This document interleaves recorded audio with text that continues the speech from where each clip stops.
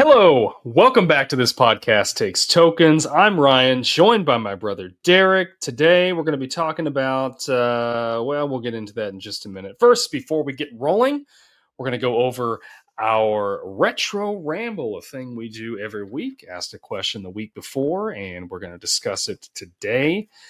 Sure. My question that I had for you last week was, what was your favorite game growing up? Now, I'm not talking about video games, so throw video games out. What was your favorite game growing up? Could be board games, could be like hide and seek, could be whatever. All right. Well, I have a follow-up to this question. Okay. But after we answer. Sure. So, you want to let me go first is what you said? I'm going to let you go first. Yeah. I'm going to be a gentleman. You always let me go first. I do. All right. For me, it was playing hide and go seek. Specifically, back home, playing hide and go seek at dusk, as the sun is setting, the lightning bugs are coming out, the night air is cooling off. Got about an hour or so to play. Felt like it lasted forever, yet it always felt like it ended too soon.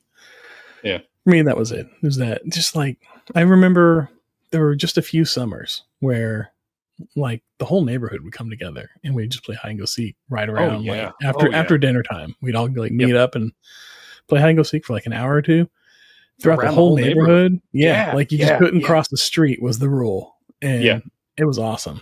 Oh yeah. Although nobody ever tried to cross the train tracks now that I think about it. That would have been the way to go. That may have been dangerous. That may have been the way to go in more ways than one. Nighttime trains, yeah. Oh man, I do remember doing that though. Gosh, we had so many places we could hide over there. Oh yeah, and we had, how many kids did we have? At least like it felt like a dozen, but it was probably more like 6 or 7. Still, yeah. Oh gosh. Do you remember your favorite place to hide? I think behind the shed. There was a narrow passage behind the shed. That was a pretty good place to hide. And if you got spotted from one side, you could get out on the other side. Yep. Unless they had already tagged somebody and then they had a partner and you got trapped. Oh, sure. Yeah. I seem to remember like hiding in a bush, maybe one of the bushes in front of the house. Oh yeah, that'd be a good one. Yeah. But anyway, yeah. Good choice. Good choice. And there's nothing that is quite like hide and seek when you're that age. It's so much fun. Oh, yeah. My daughter tries to play it with me now sometimes, and she's just not that good. I have no place to go. Not as good. She's good. Oh, is she now? I can't fit anywhere now. So my kids were never good at it. They would always really? They'd be hiding but giggling, or like giving themselves away in some way. Just you got to play that game of where are they? Yes. You go and hide, and if they open their eyes and you weren't there, it was like, I'm done. Yeah. So our games are usually pretty short. Yeah. So mine was a game that my friends and I made up.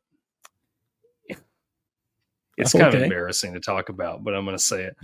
We were like, we were young kids, like, 10, 11 years old. We're boys. And, when you're boys, you're obsessed with farts. And we had a game that we called Gas Masters. And it had nothing to do with like farts at all, but we thought it was a funny name. So we would do that.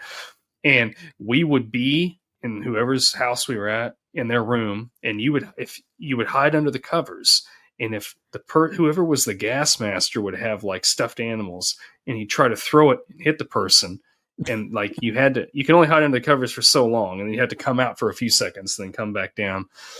It sounds like it's not even fun at all, and it sounds completely childish because it totally was. And but man, it was a lot of fun. It was a lot of fun. You think somebody discovering what a Dutch oven is had something to do with the hiding under the blanket, calling it Gas Masters? Maybe. I don't know. Just the thought. This first thing I thought of. And then we upped it at one time, and I can't remember what we did. But when we upped the ante on it, we called it Gas Masters 2000 because back then anything that was Everything, 2000 was 2000 next level. It was next level. That's right. So yeah, I remember that. My buddies Leif and Ian probably remember it too. But yeah, we were it was Gas Masters is what we when I had a lot of fun playing, and now my cheeks are turning red, and it's a little bit embarrassing. Well, it's for the sake of entertainment. That's fun. That's the point. That was something from your childhood. Still play today. That'd be a different story. I mean, if you did, that's fine. That's whatever. But although maybe you got a game you can teach Harper now. You two of y'all can play this. She will take that and run with it so long. I can't even put that idea in her head. Can't even do it. Can't open that can of worms. No, I don't think your wife would ever forgive you. No, not at all. So, let us know what your favorite game was growing up. Non-video game, hide and seek, tag, whatever it was. Risk, maybe it was a board game. I don't know. Yeah. Let us know in the comments, and we'd love to read it. And we're going to get the show started right after this. Yeah, well, I got a follow-up for you.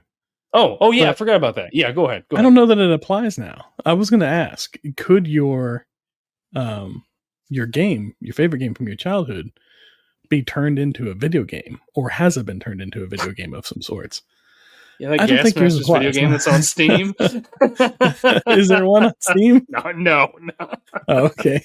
There should be one on Steam. Yeah, there should be. Absolutely should be. It feels like one of those Roblox or indie games that my kids are always playing that are just time wasters. They were built in a day, and there's not much past a simple mechanic. But it sounds like one of those. I could see it being something similar out there. I don't know. But yeah, I think that does not apply anymore, and I didn't want to leave it hanging. So we'll just roll the intro and we'll get into the main episode now. Yes, let's do it.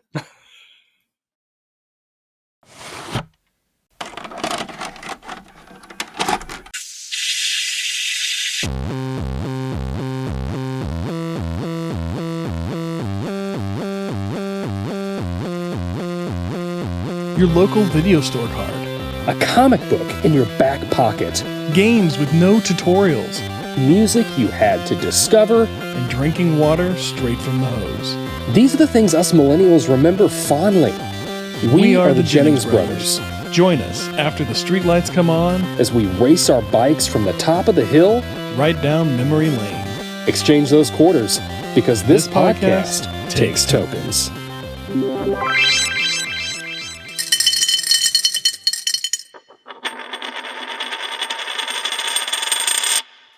Have you? I can't even say it. I can't even say it. I was going to ask you, have you ever wondered if there's more to life other than being really, really ridiculously good looking? I don't know. We're supposed to try to tie this into the That doesn't always have to. Yeah, whatever. Anyway. Sometimes it doesn't work. We're doing Zoolander today. We're talking Zoolander. Shit. What a ridiculous movie. Absolutely ridiculous movie. And I mean that in the best way possible. So, before we get into it, let's roll down the numbers here real quick. Released on September 28th, 2001. I thought it was a little bit newer than that. I didn't realize it was 2001 when that gosh, that was right after 9/11 too. Yeah. Budget of $28 million. Okay, you want to take a guess what the U.S. earnings was? I do know that this one was both considered a success and a failure, so I'm guessing double. Close 45 million. So, okay. I mean, not even really. I shouldn't say close. It's not even double. Worldwide.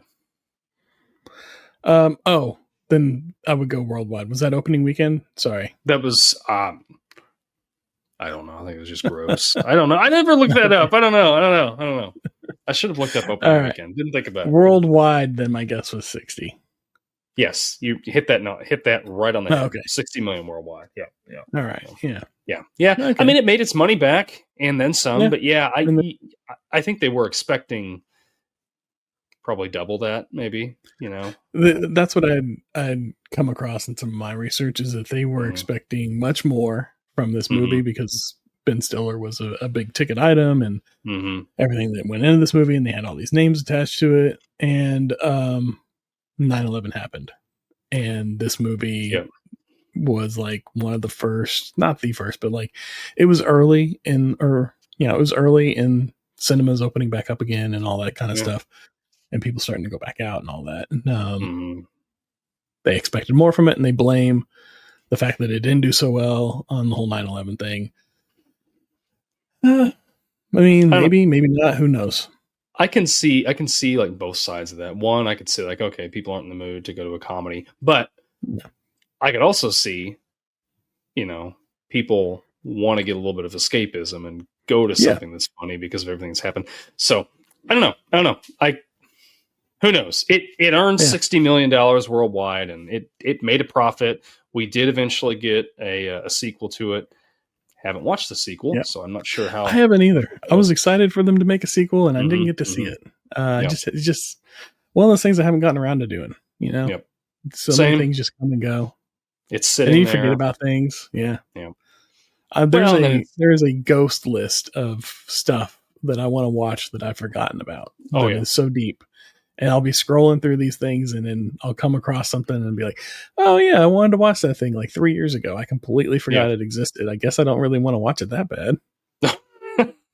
Well, my problem is that I don't have a lot of time to watch movies. So like the movies that I'm going to watch are the ones that we're going to be talking about for the podcast. So it's like, well, okay. Yeah. So anyway, Rotten Tomato score on here, Tomato Meter. What do you think? I think the critics were probably pretty favorable of this just because of so many people being involved. I'm going to give it a 70. 64. Critic score. Close. All right, close. 64. I'm dialing it in. I'm getting there. Still certified fresh, right? So yeah, that's right. 64. Popcorn meter. I see. This one's the one that's going to get me. I remember loving this movie when it came out and showing it to so many people and thinking it's great. And I feel like everybody I showed it to gave me weird looks and was like, you like this? Like, why this? This is so weird and it doesn't make any sense. And so I'm going to go with 40 to 50 range. I'm going to tell you what, you're way off. And you were not in the minority here. 80% on the popcorn meter. So I'll take it. Whoever you were showing it to, they were the minority, not you. Right. Well, I mean, you got to keep in mind at the time I was like 20, and so all my friends were right around 20, and that's, you're kind of at that age where it's like there's still kind of some chest beating going on, and you want to look, and liking weird stuff was still frowned upon, I guess. By sure. Audiences in their men in their early 20s don't typically, but I did. I liked it. I enjoyed it. But I love this movie when it came out. I say when it came out. I don't think I actually watched this until probably late high school, so maybe 2004, 2005. I graduated. Yeah. So, because I remember, which this is going to be the same story with a lot of our movies that are from the early 2000s. I remember watching a lot of these. I would go after I get my paycheck. I'd go to Movie Gallery, and I would just browse the pre-played, like or whatever, pre-used movies, and this was one of them that I picked up for like $2. Like, this looks really funny. So I like Ben Stiller, I like Owen Wilson. I'm going to give this a shot. That was one of my favorite things too. Going around like Blockbuster or movie trading company that we had over here, and they'd have like these like rented out movies that were $5, maybe 10, and they were relatively new. Like I liked you could go to our movie trading company. Like when I discovered it, I was in my 20s, and you could go there and rent a movie, and if you liked it, you could keep it. Like you just tell them I'm going to keep it, and they charge you the rest of the price. Yeah. So cool. I always thought that was cool because then I could just go up there and like any movie, just check it out.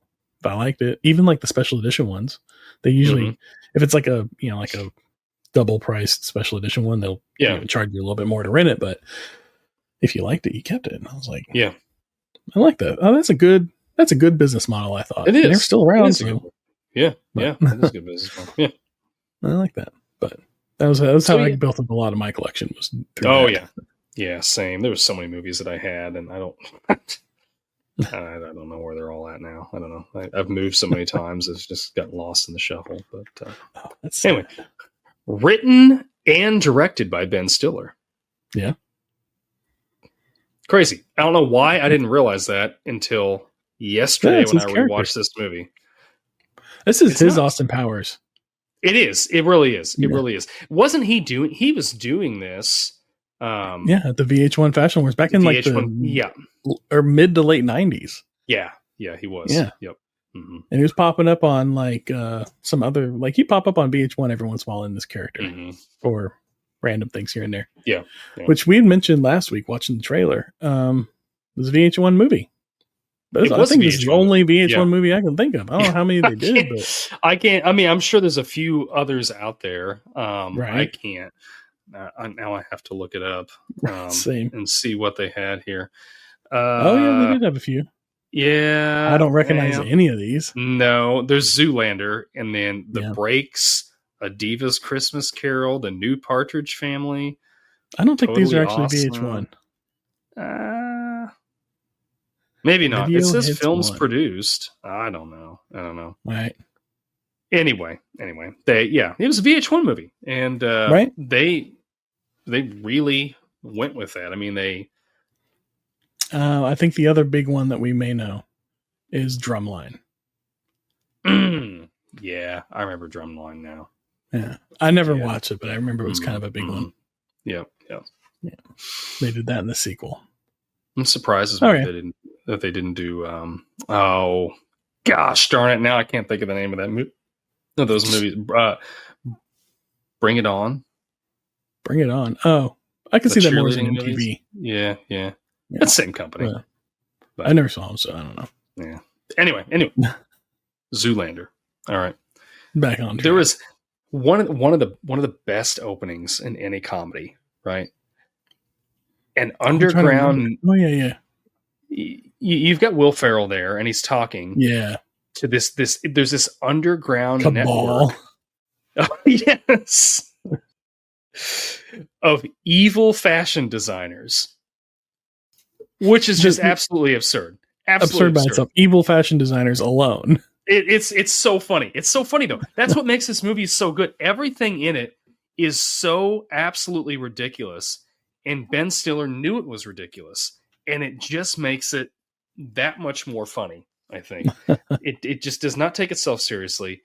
No, and I don't know. I love this movie. I still love it. Rewatching it, I had a great time with it. What did you think on the rewatch? I enjoyed it. Had a lot of fun with it for sure. I don't think I enjoyed it nearly as much as I did back then. Okay. It was still fun. Like, it was funny parts. It wasn't like some of these movies we go back and watch them and it's like, oh yeah, that's a little, to use a term from my kids, it's a little cringy now. Mm-hmm. Or, it's just there's something like off-putting about it that doesn't work for an adult audience the same way it worked for like a teen audience, I should say. And rightfully so. Like, some of these movies were made for teenage consumption, and adults watching them was not in the plan. I mean, if you appreciate it, you appreciate it. That's fine. But it definitely, like, it hits a little differently. I feel like I walked myself off onto a bridge here. That's not to say I didn't enjoy it. I did enjoy it. And it wasn't like that in that way. Is all I'm trying to say. It wasn't weird. It wasn't cringy. It was just like, there felt like there were longer gaps between the parts that I enjoyed. If that makes sense.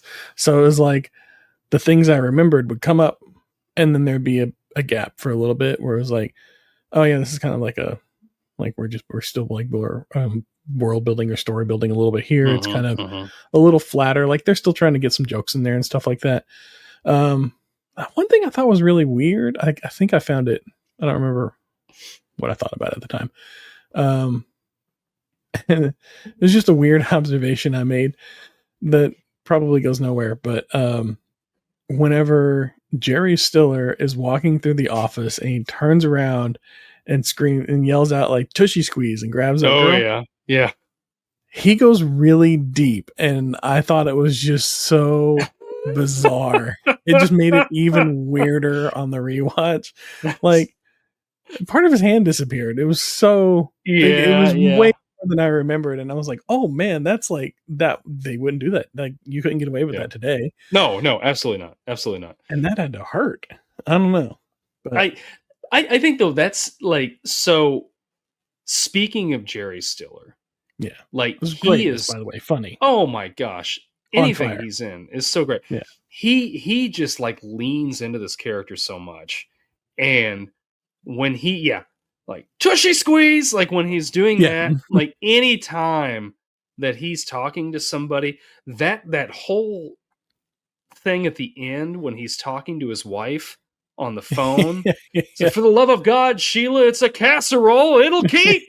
Like, It's so funny. It's real. It's so raw. It is. It's so Jerry Stiller. Like he is so good at making just mundane things like that hilarious. Right. You know, he did it in, Seinfeld. He does it as Frank Costanza. You know, just anything I've seen him in, he just King of Queens.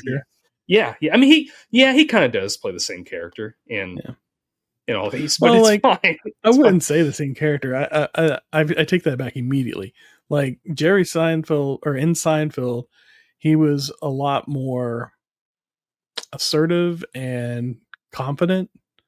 Like somebody that, he wasn't, not to say that he was right all the time, but he had a confidence about him, like a guy that was somewhat successful throughout his life. Successful enough that he had, confidence. Whereas then you go to like King of Queens and there's not that level of confidence. There's, it's not earned, I should say. He does have the confidence, but it's definitely not earned. He's a little more bumbling. He's a little more aloof, a little more, I don't know, just lacking in general skill to follow up on what he's claiming. And, but that's what makes the character funny, but he delivers it all with the same zeal, the same enthusiasm. And that's the Jerry Stiller performance. It is, that we all love. Yeah. And it's here too. Like with this character that is, again, like a successful fashion, I don't know, producer, executive, or whatever he is. Mogul. Highly successful and very confident, well earned in every respect, but delivered in that Jerry Stiller way. Yeah. But yeah. I don't know. It's I don't know what to say about that. It's so funny. It's so fun. Ballstein and just, balls models. I love what he's like. He keeps talking about his prostate. Yes. And it's like, I've got a prostate that's the size of a cantaloupe. And then when he's like on the phone and he's trying to pee, he's like, "Come on, baby, just a few drops." It's just if I could only capiche. It's ridiculous. It's ridiculous. Absolutely. But it's the best. It's the best. It is. I love Jerry Stiller. I love watching him in whatever he's in. He was so funny, and I'm sad that he's gone. Yeah. But so did you know this movie was banned in Malaysia for a while? I did. Well, I didn't know it until today. I was looking it up, and that was one of my facts I was going to bring up later. It was banned in Malaysia. It's still banned in Malaysia. Yeah. Is it still banned in Malaysia? Yeah, it was also banned in neighboring, I think, the Philippines. But they recently, it's been unbanned there, and it's still banned in Malaysia because of their portrayal of this fictional president of Malaysia or whatever.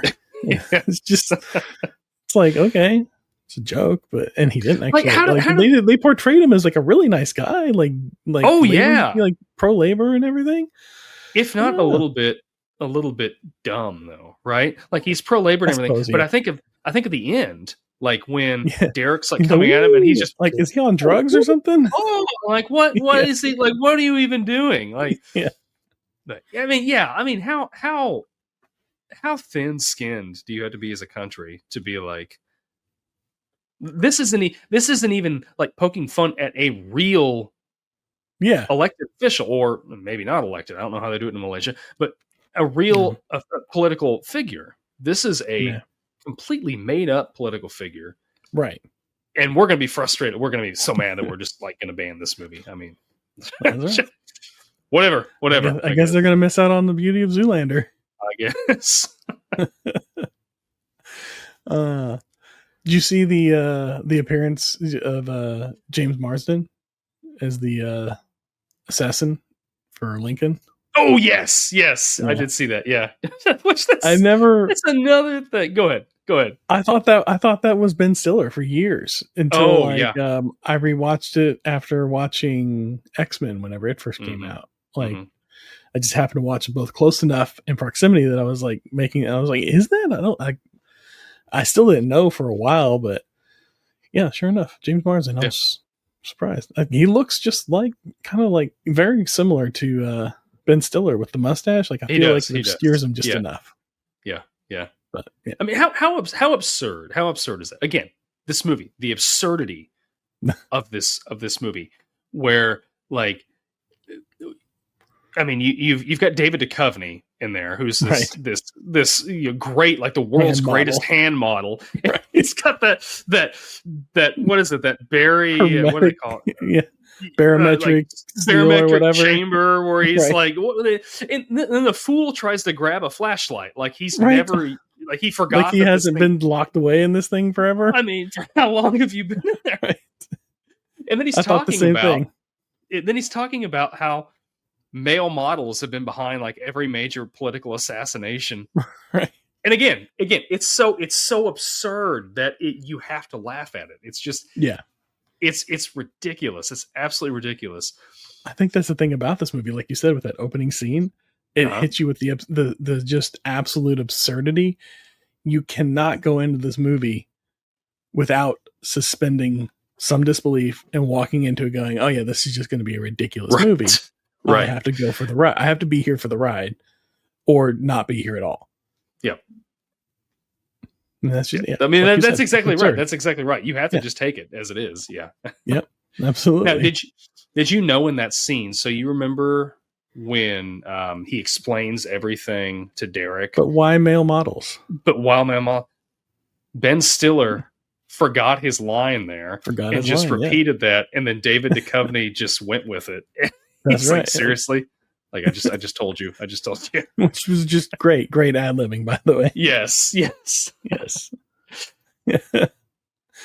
That I've seen that a couple times, and it makes sense. Like it works so well with the character, with both characters. It does such a great job of like him being a little, I don't know what's the word. I don't want to say smarter, but yeah, okay. I'll say smarter than Derek, and then Derek being they're a different breed. They're dim-witted. They're hand models. That's right. Different breed, baby. Yeah. Yeah. But it works. It totally like it adds. It just, I don't know, tells you more about them by just that little bit of ad lib. Yeah. But yeah, that's fun. Now, do you think that he? I can't remember David Duchovny's character's name. Do you think he died? Oh, I mean, where did he get shot? Like, I don't remember. It's like a shoulder or something. But I mean, they don't show any blood. It's just they don't show any blood, and and all the models are so ridiculously like overacting on everything anyway. So I don't know.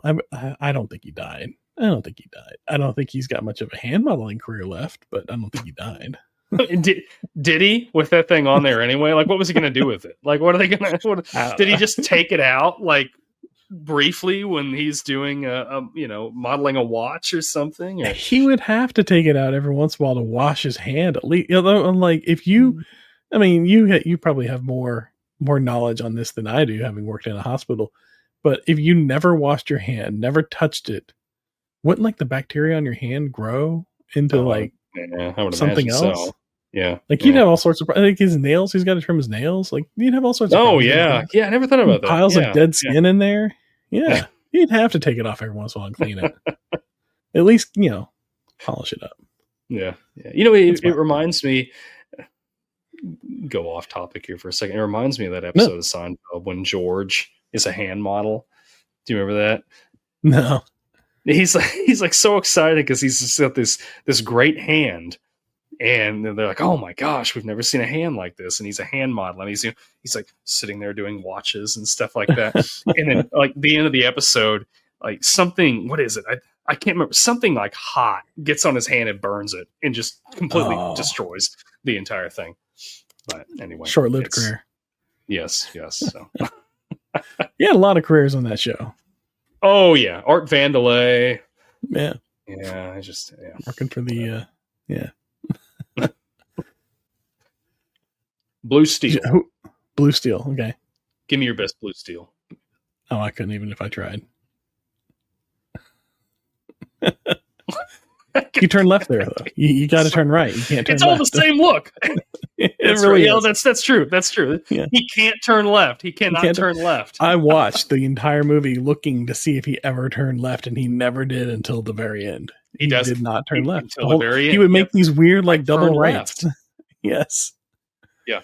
Yep. Which was like probably one of my favorite running gags throughout the whole thing is him doing those like weird like right U-turns to like avoid making a left. It's so ridiculous. Yeah. But yeah, he's got the one look with many different names. What do you call it? Magnum, La Tigra, and Blue Steel were what they were called. Yeah. Which you ever played Second Life? Or you heard about Second Life? Oh, I've heard about Second Life. Yeah. So they named 3 of their servers Magnum, La Tigra, and Blue Steel for this movie, which is awesome. Funny. It's great. I like it. This is little things. It's just absolutely makes life worth it. So one thing that I think is just a great running joke in this whole movie is everybody that he encounters is just building up this Magnum. Like we can't wait to see Magnum. Like, it's going to be so great. It's going to be so great. And then when they finally reveal it, it's the freaking same look. But from the left. Everybody's like, oh yeah, from the left. Everyone is just like, oh my gosh, it's Magnum. It stops the blade. It does. It is just like the greatest thing that's ever existed in the world of male modeling. Which, like real male modeling, he's just got a blade in his face now. Like it's over. Oh sure, yeah. But not this world of male modeling. That's right. Favorite cameo in the movie. Honestly, it's probably David Bowie. Oh, like Ben Stiller wrote that part for David Bowie without knowing that he was going to be able to commit to the movie. And it's so random. It's just like, let's go to a walk-off, and there's all these celebrities that are there for this. And David Bowie just happens to be in New York at that time and place to be like, yeah. Which, does he put his sunglasses on back like that? Like, is it just like the reverse to get him back on, or do they just appear on his face? Oh, yeah. I don't know. I don't know. It's David Bowie. They probably just do appear. It's David Bowie. It's 100% David Bowie. And that's my answer to it. It's got to be David Bowie. Like, I mean, I didn't know before, but Patton Oswalt being in here as the photographer, I didn't catch that before. I haven't seen this in years. But, and I didn't know Justin Theroux played the evil DJ, which was interesting. Yeah, I never caught that before. I always thought it was just like some random actor that I didn't know about doing some bit part. But Justin Theroux, like you don't recognize him with all the weird makeup they put on him. It is. It's fascinating how many celebrities they got in this movie. Oh yeah, Like, even if they're just playing themselves, like Billy Zane. Who would have thought to get Billy Zane in this movie? You know? This has got to be like the everybody most... they got, like Natalie Portman in the beginning, just like talking about how attractive he is, you know, and just all these different celebrities through interviews or even, you know, just acting in little bit parts. It's just like Andy Dick is the masseuse. Yes, the masseuse. It's so random. I had to look that one up because I was like, who is this? That scene when he rolls over and he's trying to swat at it and it just keeps moving around. That was pretty funny. You know, he was supposed to play Mugatu originally, and he just didn't have time because he was making some other movie, which I think is better with Will Ferrell. I mean, Andy Dick would have just he would have gone. I think he would have gone way too hard with it, and Will Ferrell just hit it just right. That it's absurd, but it works. And I think this touches back on. We had talked about like Will Ferrell before and how he kind of plays the same character in all of his movies. This is not the same character that we always see Will Ferrell play. It's not. This is a different Will Ferrell. I had made a note of that. Like I from everything I've said in the past about Will Ferrell, I like him in this movie. All right. Got you on this one. Yeah. Obey the dog. Yeah, it's good. Everything. The dog's got the same hairstyle he does. Like, how's that not? I thought the dog could just like sit on top of his head and it would like complete his shape. Yeah. I gotta say, I think this is the quietest I've ever seen Vince Vaughn in a movie. He did not have a single line of dialogue, and he was very like reserved. Like there's no energy coming off of Vince Vaughn. How did they get no energy out of Vince Vaughn, and it's still a great performance? He's not even credited in the end. No. Which is bizarre to me, because it's like, maybe a year later when he kind of explodes, and it's just, I don't know. It's so weird, How do you waste Vince Vaughn in a movie like this? Oh, I don't think they wasted him. I think this was like it'll be funny for you to come on and do this after, because like they had just done Made at this point, where he was like, fast talking, known as like, what do they call him? Fast talking Fred or whatever that he was known for. And like, they wanted him to play more of that. Yeah. And so I bet this was like him and Ben Stiller, who are friends, going, let's have you on playing this part where you're completely, you don't say anything and you're just down at a zero. And it'll be really funny because it's opposite of what everybody's expecting. And it worked. It was great. It was funny. It was funny because he wasn't trying to be funny. That, and they all had the same like hair, which was so weird. Oh yeah, it's great. It's great. Even like Derek's son at the end has the same hairstyle. Yes, has the same hair, and he does the blue steel. The baby doing the blue steel is just weird. Yep. It's so weird. It is. It's really strange. Yeah. So Hansel. Let's talk about Hansel here. How cool is Hansel? I would just like totally hang out with this guy. So cool. I think that's like the point. He's like the epitome of cool at this point. Like he's got the razor scooter and the yo-yo, and he's got this like bohemian vibe, and he's friends with everybody. And I think he's just like the cool guy. He's like new and cool. The only thing that I kind of had a pick, like I'm going to pick at with this is, so when they finally, when Matilda takes Derek to Hansel's house to hide, because nobody's going to expect him to be there. Oh yeah. They start bickering, and she's like, okay, you guys got to bury the hatchet here. And they're talking back and forth, and Hansel's like, Derek's like, so why do you hate me so much? Or like, what's up with this? And Hansel's like, I don't hate you. Like, I worship you, man. Like, you're so good and all this. But earlier, before the walk-off, like, he walks by him and intentionally bumps into him and is just acting like a jerk to him. So I know that's probably just like, we're gonna show you like how edgy I am, or whatever. But I don't know. I kind of thought that was a little bit weird. Yeah. I don't know. I think, yeah, I would agree that it doesn't completely mesh up. It's definitely like there was a game day decision to make this pivot. Like they'd already written the character one way, and then they just kind of shifted it with this because they got to get them. It's almost like a cop out. They were like, we have to get these two characters to align and be together, so we're just gonna like whatever, throw it away. And maybe it's a joke. Maybe that's part of the joke is that like it doesn't matter what we do here because it's not gonna be believable because of what we've done before. So we're just gonna blow past it and not say anything about it, and it'll be what it is. Yeah. But I do think like the two of them together, Zoolander and Hansel, they perfectly capture this just like a vapid and empty thing that they're trying to say about this whole like male modeling thing, about how they're just like, oh yeah, even though like he's like Hansel's like delivering all these like speeches and like saying all these things, he's really not saying anything. Like it's all just like empty talk. Like it's just nothing. It's just a bunch of chat. It's like Vince Vaughn, you know, like whenever he's just like going off. Yeah. Ultimately, most of the time he's not saying anything. He's just filling space.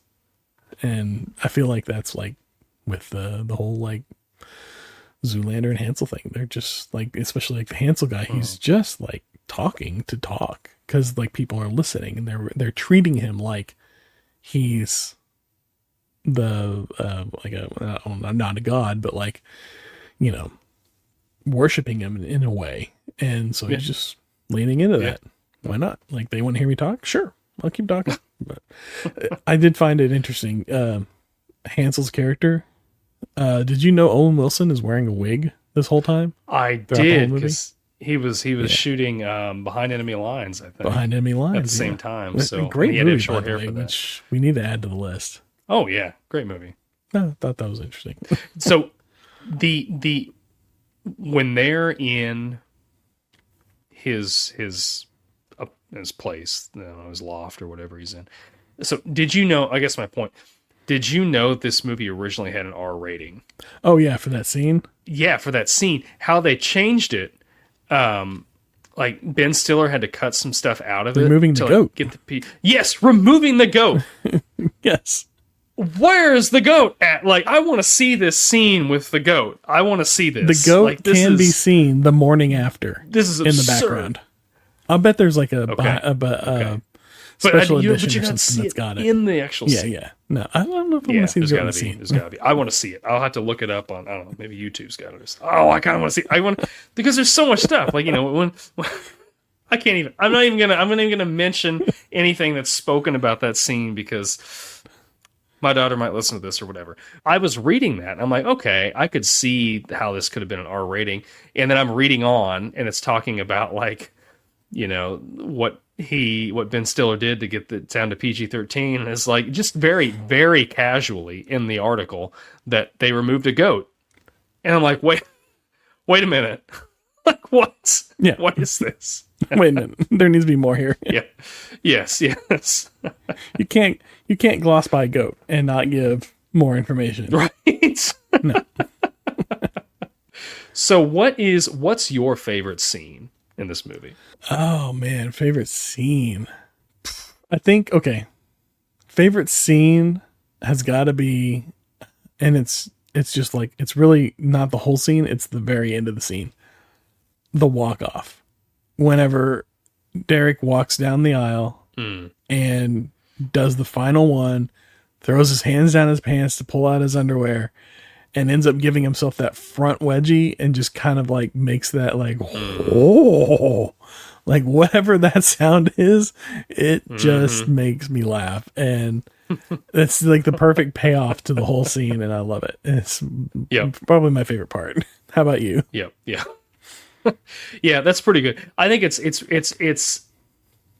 so just out of nowhere when Hansel does that, and you're like, what is he doing? Right. And then he pulls his underwear out, and everyone's like, oh no, like, whoa, there's no way Derek's going to be able to do this. Like there's no any clearly like he can't. Hansel is the So king. did he have like an extra pair of underwear down there? Yeah.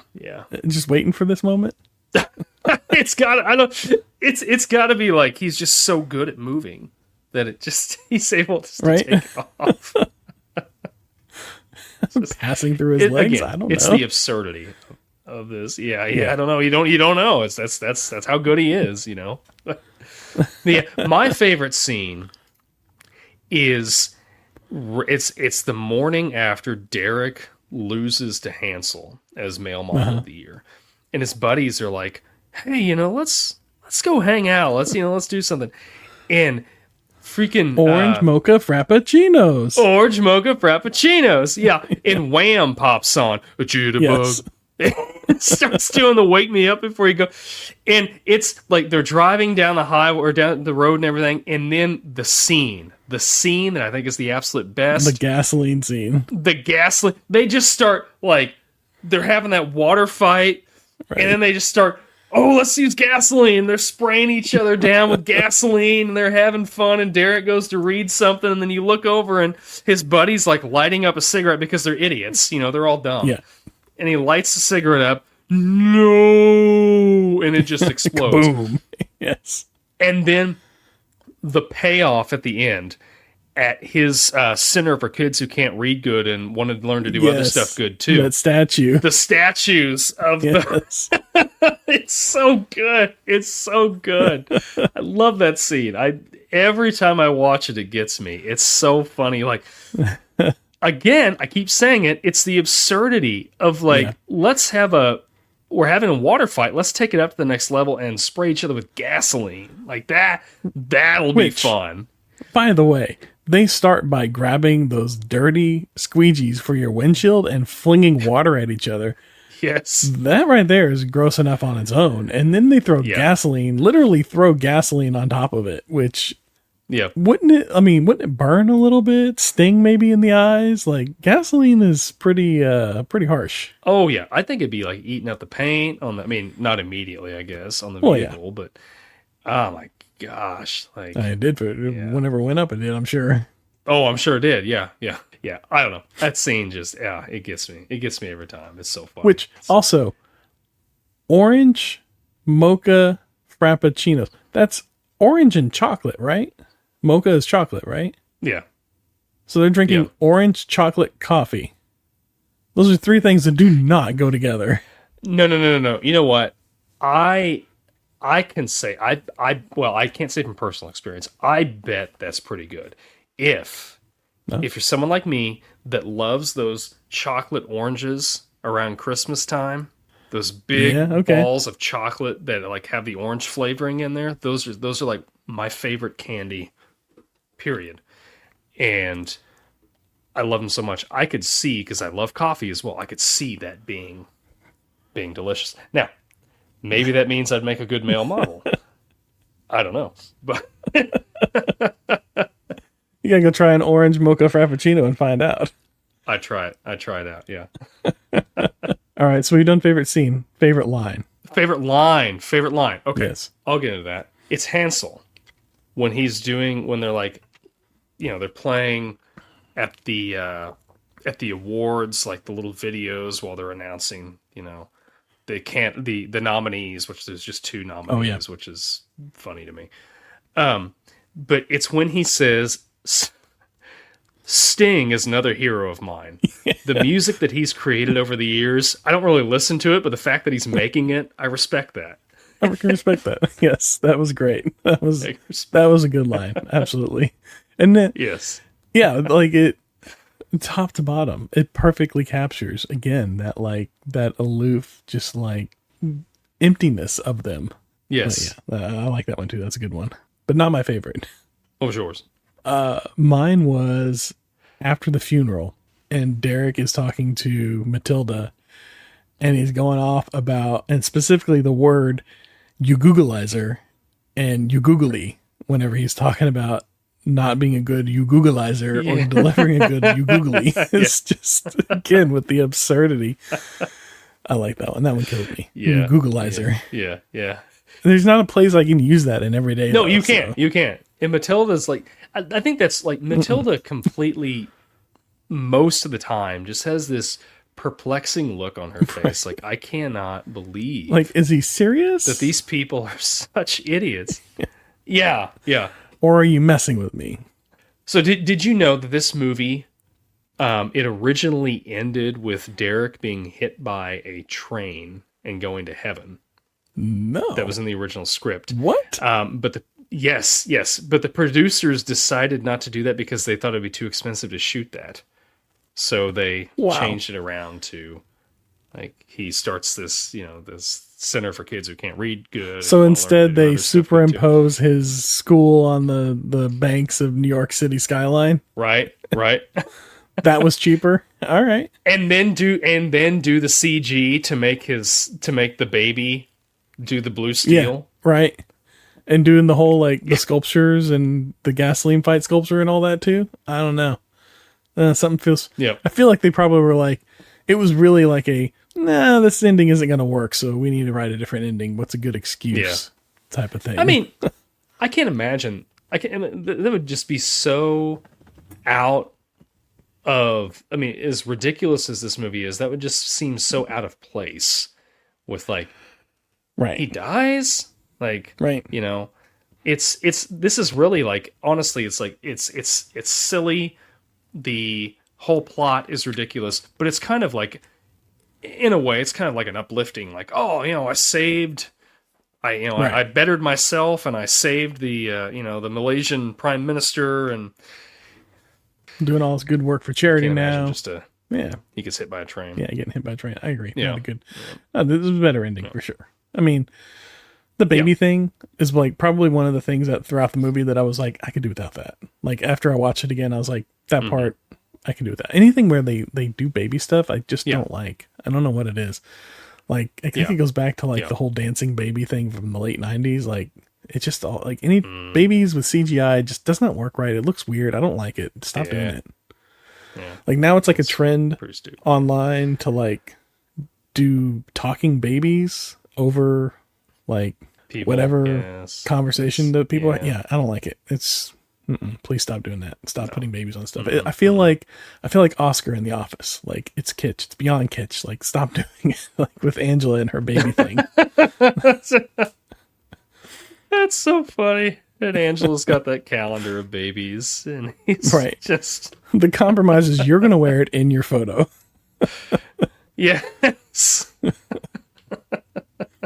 But anyways, back on task. Yeah. Will Ferrell taking that egg like a bullet in the beginning was probably one of the funniest things for me. He's just like, and then like he kind of like falls back and he's just like, it's on me. Yes.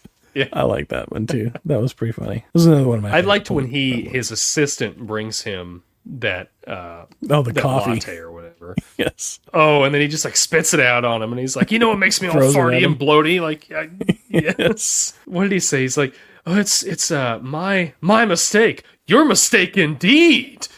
And then they give each other that look. Just like goes back and forth for a second. It was great. Ooh. Nothing like a male modeling espionage spoof movie to bring out the best. Yes. It's just like it's two things movie. You wouldn't think to put together in a movie, but it works so well. Oh, it does. Part of me like doesn't want to watch the sequel because I don't want it to disappoint me and kind of ruin the first one for me.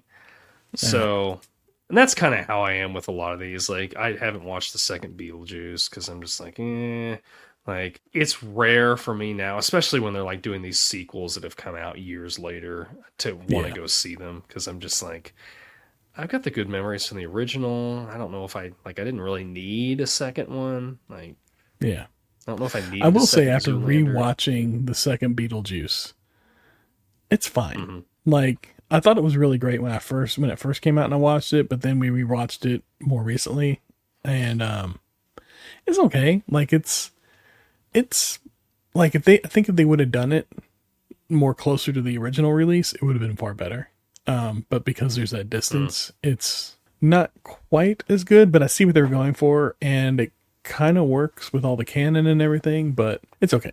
It's fine for what it is. You're okay if you skip over it. I'm fine with that. Fair enough. But the Ghostbusters Afterlife. I mean, I'm the guy. I haven't watched any. Well, I know you keep telling me that. Yeah. I do need to see that. Like I haven't watched any of the Jurassic Parks since Jurassic Park 3. Oh, you're fine there. None of them. Like, they're popcorn movies. They're fine. They're exciting action movies. Yeah. Don't get me wrong. We love great popcorn movies, but I wouldn't say go out of your way for it. Like if you find yourself in a hotel room one night with nothing to do and you just happen to walk into the beginning of one, go for it. You're not going to miss anything if you don't watch the one that came before it, and you're not going to be expecting anything from the one that comes next. They all kind of like stand on their own. I think all of them kind of stand on their own, really. Like I can't think of one Jurassic Park movie that if you watched it without having seen any of the other Jurassic Park movies, you'd be completely lost. Like as long as you understand the premise of Jurassic Park, you could walk into any one of those movies at any point and be completely fine. And like I said, they're just fun popcorn movies. That's all. Zoolander was fun. And I'm with you. I don't know if I want to watch the second one. Zoolander was fun. Yeah. I enjoyed it on the rewatch. It'll be something I watch again at some point. So, yeah. I like how everywhere he walks throughout the movie, whether it's like on the stage or just like around his apartment, he's doing like the male model walk, like everywhere. Like it doesn't matter what he's doing or where he's going. He's in male model mode 100% of the time. When he's down in the coal mine and he's doing that. Yes. And he's just hamming it up for them. He's definitely. Yeah. Oh yeah. It's great. I got one more behind the scenes little factoid and then we can close it out. Okay. I thought this one was kind of interesting. We touched on, this was released September 28th, just after 9/11 and all of that. Two things on that. One, the ad for this movie, the trailer for this movie was running and interrupted with the first reportings of the Twin Towers being hit, which is interesting. Oh, wow. I thought. Mm-hmm. And then two, the Twin Towers were edited out of a couple of shots before being pushed to theaters. They just kind of like cut a couple of like skyline scenes short just before they panned across, and then they like put something in front to obscure the view on another shot. I don't know where it was exactly, but it just says there was a couple of them where they, edited out, which I get. Like, in hindsight, I should say, I don't think that was a great idea. I feel like they did this a lot in 2001, right after 9/11. They ran around and they just like erased the Twin Towers from so much stuff. Mm-hmm. And it's like, why would you do, like, I mean, that's like memorializing what we had. Mm-hmm. And now you've just erased it completely. Like, it does not exist in this film anymore. Whereas if they would have left it in place, we'd have like this memory, if you will, of that time. It'd be part of, it's like now, I feel like they kind of did the opposite with COVID. Instead of like hiding it on a bunch of shows and just like not acknowledging it, now we got this little time capsule, this little period where every show, it seemed like, did an episode or half a season where they're in masks dealing with COVID and distancing and, Zoom call. Like we'd have like full Zoom call episodes of some things. I watch them now and I'm like, oh yeah, that's like, I know exactly when this took place. Whereas if they would have completely ignored it, it would have no cultural touchstone to tie with all of us. And I feel like editing out the Twin Towers, they've removed that cultural touchstone from this movie. And I wish they wouldn't have done that. I mean, I remember when there was that huge scene in the trailer for the first Tobey Maguire Spider-Man 2. Yeah. Where he had like he had that web that was built between the towers. I remember and seeing they cut that from the movie. Like, yeah. Well, let me say we wrap this one up. Yeah, I'm gonna wrap this one up here. Let's move on to our what do we do first? Stale popcorn, right? Stale popcorn. You got anything left over? I don't have anything left over. What do you got? I got a question. Yep. Did you ever find Bugs Bunny attractive when he put on a dress and played the girl bunny? No. Okay. I just me either. Just wondering. Just checking. Did you know? I'm waiting like 4 episodes to do that. That if you stab a man in the dead of winter, steam will rise from the wound. The Indians used to think it was the man's soul leaving his body. I can't wait to do the second one. You've been waiting 4 weeks to do that? Yes. There's so many great lines in Wayne's World. Yeah. I've been talking to my friend Tim, and like we will get online and play Magic, and we went through a spurt there after we had done this episode. I was talking with him about it, and he's like, "Oh, you should have me on the episode," because I guess he can like, he's seen the movie so many times he can just like sit there and quote it to you like the entire thing. But we started throwing those back and forth, and he said with the Bugs Bunny thing, like he will random people like that he just like meets because he's very outgoing.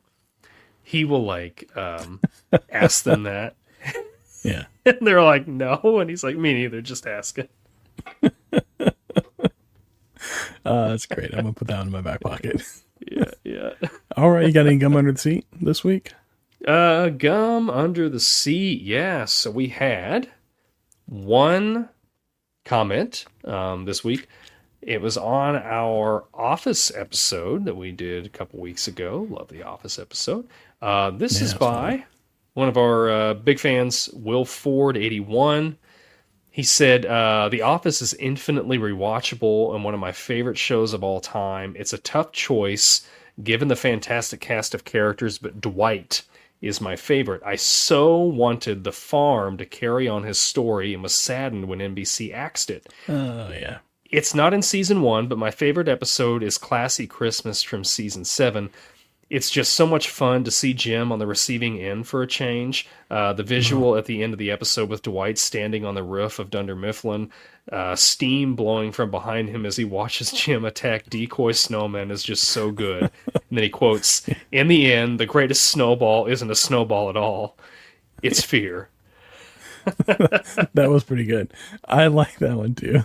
Yeah. That was a good one. Couldn't agree with you more, Will. It was both like, it was funny to watch, but at the same time, like, I felt kind of bad for Jim. I didn't. Like, this is a rough one. I didn't feel bad for Jim. Like, Jim has given Dwight so much grief. And I know, like, Dwight deserves every bit of it that he gets. Oh, yeah. But, like, it was time for Jim to get a little bit for a change. I just think it went a little too far. I think it was a little too much. Like, Snowman would have been fine. I think what did it for me is the ice ball that he took to the face. Like, the physical abuse was just the touch too far. Yeah, there is that. I'd forgotten about that. Yeah. And there was, like, there was absolutely, he didn't seem to get any, like, not even, it didn't even seem like Pam was really, like, on his side with all that. Like, she wasn't even, like, concerned for him in any way after he got pelted with the snowball or the snowman or anything like that. Yeah, that's true. But anyways. That's all the gum under the seat we got today. Well, I got a little gum under the seat for you. It's nothing like, it's just like something like leftover thoughts I've been chewing on for a while. You introduced me to Retro Bowl last year, and I have been playing it now for about a year. And I think I play about a season a week. So I'm like 52, 53 seasons deep. My guy's 90 now. At what point does he retire? You got a 90-year-old guy? Or is he going to roll over to 100? Whoa. He's 90. Yeah, like I look at his stats. He's 90 years old. He's played 53 seasons. Man.